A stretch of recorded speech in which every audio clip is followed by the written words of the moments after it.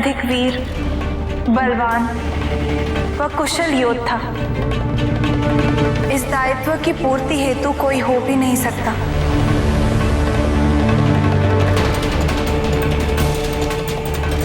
अब हमारा पुत्र इस नियति के अनुसार तारकासुर का अंत करेगा।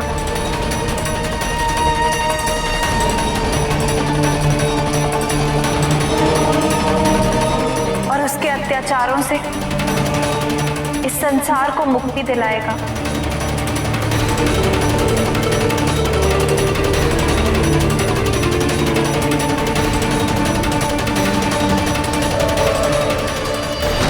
कल कार्तिकेय को औपचारिक रूप से देवताओं का सेनापति नियुक्त किया जाएगा। देव महादेव देव महादेव देव महादेव देव महादेव देव महादेव देव हर हर हर हर महादेव हर हर महादेव।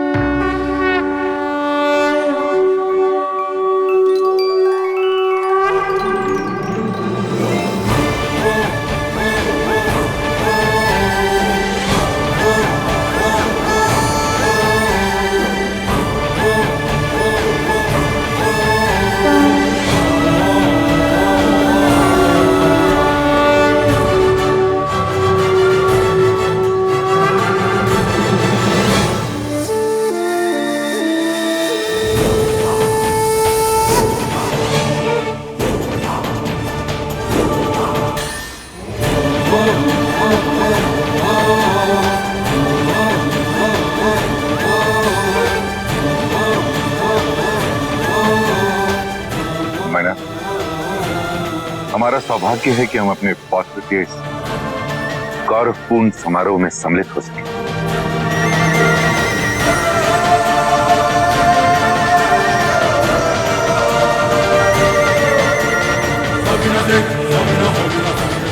आहा, कितना मनोरम दृश्य है।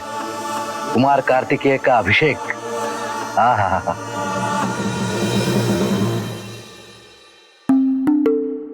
क्यों देवराज? अप्सराओं की थिरकन, छलकता हुआ सोमरस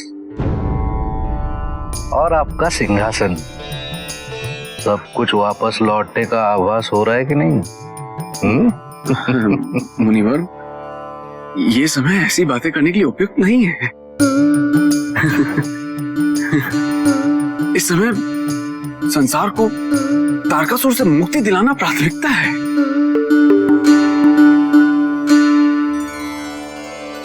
वो देखिए, महादेव कार्तिकेय को संबोधित करने वाले हैं। कार्तिकेय, इससे पूर्व कि तुम सेनापति का पदाधिकार संभालो, मैं तुम्हें सेनापति के धर्म, कर्तव्य, दायित्व, इस पद की गरिमा और युद्ध नीति के साथ ही युद्ध नियमावली के बारे में विस्तार से बताना चाहता हूं।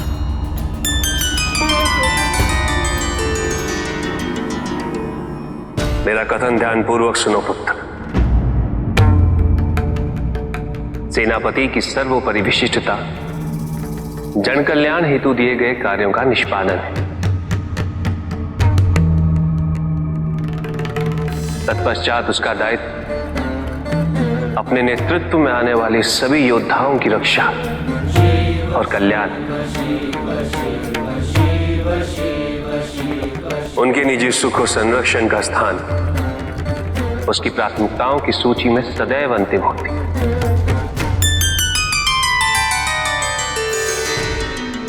सेनापति के पद की गरिमा का विशेष ध्यान रखना कुमार। प्रत्येक निर्णय से पूर्व एक दृढ़ निश्चय और गूढ़ चिंतन का होना अति आवश्यक है।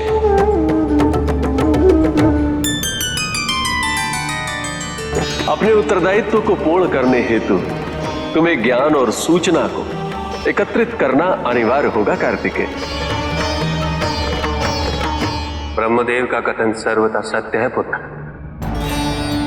अपने शत्रु को निष्क्रिय करने हेतु उसके संदर्भ में सभी तथ्यों का ज्ञान आवश्यक है।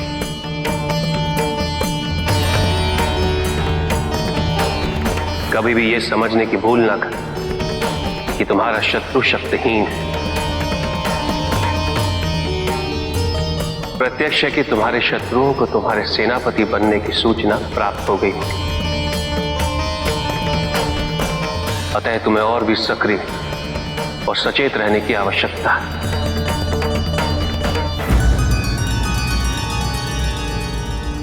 कार्तिकेय, युद्ध नीति और कूटनीति दोनों एक समान हैं। युद्ध नीति में रण कौशल के साथ साथ युद्ध की नियमावली का पालन करना आवश्यक होता है। ध्यान रहे कार्तिकेय, कभी भी निहत्थे शत्रु पर घात नहीं करना और सूर्यास्त के पश्चात युद्ध विराम का पालन करना।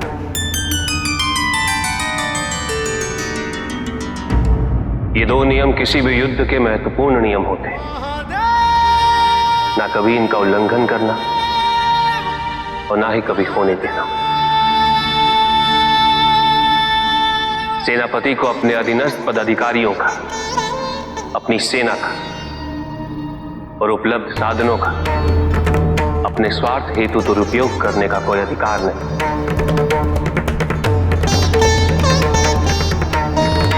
महादेव, हमें पूर्ण विश्वास है कि कार्तिकेय अपने उद्देश्य में एक सेनापति की गरिमा और उसकी मर्यादा के अंतर्गत अवश्य सफल रहेंगे।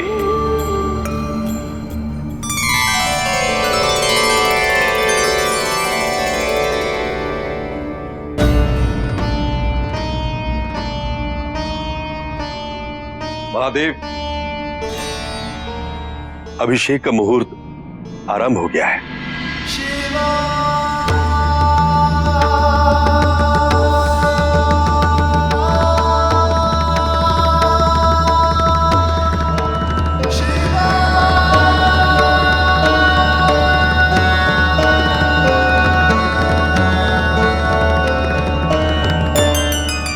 आपके अभिषेक हेतु ये जल सुप्रभा, कंचनाक्षी, मनोरमा, सुरेनु, ओघवती, विमलोदा और गय नामक नदियों से लाया गया है।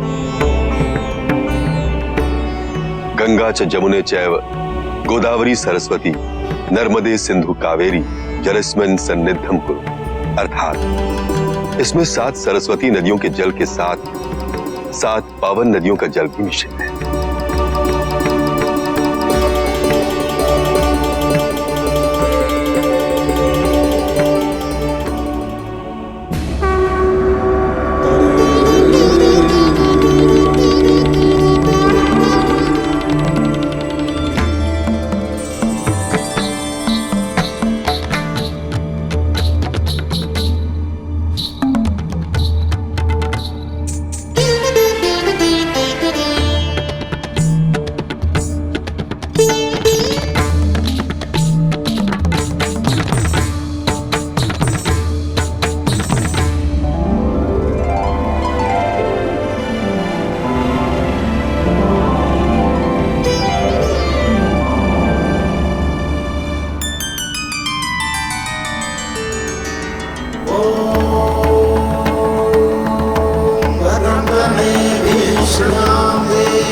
भद्रं पश्येमाक्षवीर्यजत्रा स्थिररङ्गस्तुष्पांस्तं वीर्यक्षेमदेवहितं यदायुः।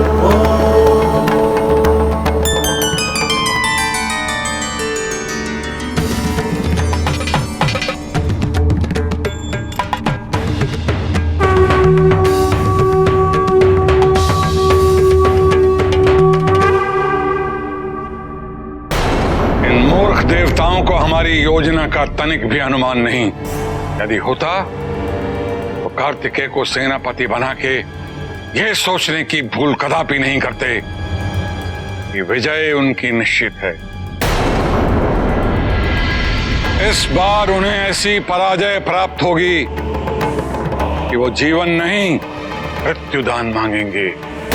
मृत्युदान।